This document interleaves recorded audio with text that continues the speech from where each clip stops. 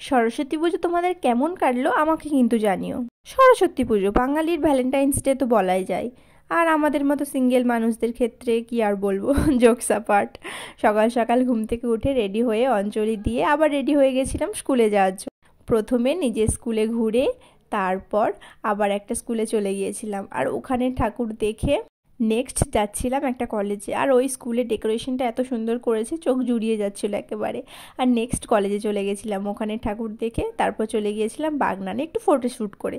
And you all know photoshoot are mandatory, কী আর বলবো। তারপর বাগনান চলে গেছিলাম খেতে, আর ওখানের এক্সপিরিয়েন্স তো ওর্স্ট হতে পারে আমি সেটাই জানি না।